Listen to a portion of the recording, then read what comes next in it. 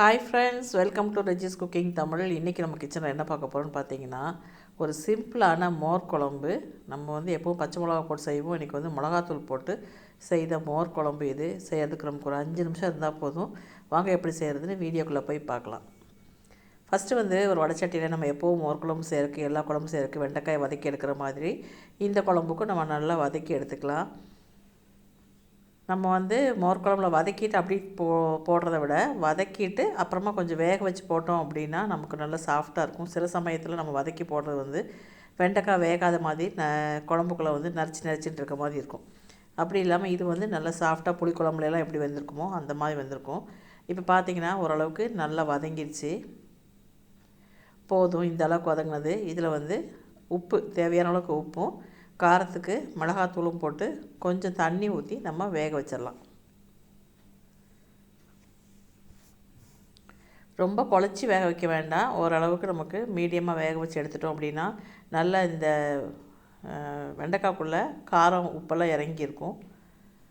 அவ்வளோதான். இப்போ தேவையான அளவுக்கு மிளகாத்தூள் போட்டாச்சு. கொஞ்சமாக தண்ணி, ஒரு அரை டம்ளர் அளவுக்கு நம்ம தண்ணி ஊற்றிக்கலாம். அவ்வளோதான். இப்போ நம்ம இதை வேக விட்டுடலாம். வெண்டைக்காய் நல்லா வேகட்டும். அதுக்குள்ளே இதுக்கு தேவையான மசாலாவை நம்ம ரெடி பண்ணிக்கலாம்.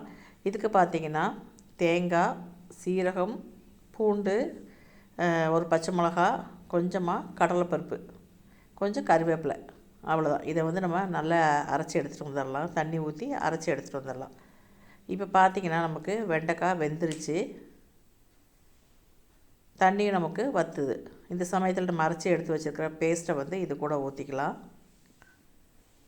கூடவே தேவையான அளவுக்கு தண்ணியும் ஊற்றி நம்ம கொதிக்க விட்டலாம். இப்போ இந்த மசாலா நல்லா கொதித்து பச்சை வாசமெல்லாம் போய் கொஞ்சம் கெட்டிப்படும். அந்த சமயத்தில் நம்ம கடைசியாக மோர் சேர்த்துக்கலாம். அவ்வளோதான். கிண்டி விட்டுட்டு உப்பு காரமெலாம் செக் பண்ணிவிட்டு நம்ம கொதிக்க விடலாம். கேஸை மீடியம் ஃப்ளேமில் வச்சு கொதிக்க விடலாம். ஏன்னா டக்குன்னு இது கடலைப்பருப்பு சேர்த்துக்கிறதுனால கட்டி ஆயிரும். இப்போ பார்த்திங்கன்னா கொஞ்சமாக தேவையான அளவுக்கு மஞ்சத்தூள் போட்டு கொதிக்க விட்டலாம். இங்கே பாருங்கள், இப்போது நான் மீடியம் ஃப்ளேமில் வச்சு கொதிக்க விட்டு நான் ஸ்டவ்வை லோ ஃப்ளேமில் வச்சுருக்கேன். அடி பிடிக்காமல் பார்த்துக்கலாம். ஏன்னா இதில் ரொம்ப கட்டியாக இருக்கிறதுனால. அடுத்து பார்த்திங்கன்னா நம்ம தயிரை அப்படியே ஊற்றாமல் நம்ம மிக்சியில் போட்டு ஒரு பல்ஸ் கொடுத்து நம்ம ஊற்றிட்டோம் அப்படின்னா கட்டி இல்லாமல் இருக்கும். அவ்வளோதான். நமக்கு சூப்பரான மோர் குழம்பு ரெடி ஆயிடுச்சு. அடுத்து இதுக்கு தாளிப்பு போட்டுக்கலாம். அது தேங்காய் எண்ணெயில் கடுகு, சீரகம், கறிவேப்பிலை, பூண்டு, ஒரே ஒரு வரமிளகா போட்டு தாளிச்சிருக்கிறேன். இதையும் இப்போ குழம்புல ஊற்றியாச்சு. அடுத்தது கடைசியாக கொஞ்சமாக பெருங்காயத்தூள் போட்டுட்டு நம்ம பரிமாற வேண்டியதான்.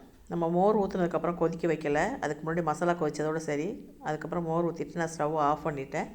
பெருங்காயத்தூள் போட்டு ஆஃப் பண்ணிடலாம். கண்டிப்பாக ட்ரை பண்ணி பாருங்கள். இந்த மோர் குழம்பு கொஞ்சம் வித்தியாசமாக இருக்கும். டேஸ்ட்டும் நல்லாயிருக்கும். அவசரத்துக்கு டக்குன்னு செஞ்சுக்கலாம். தேங்க்ஸ் ஃபார் வாட்சிங்.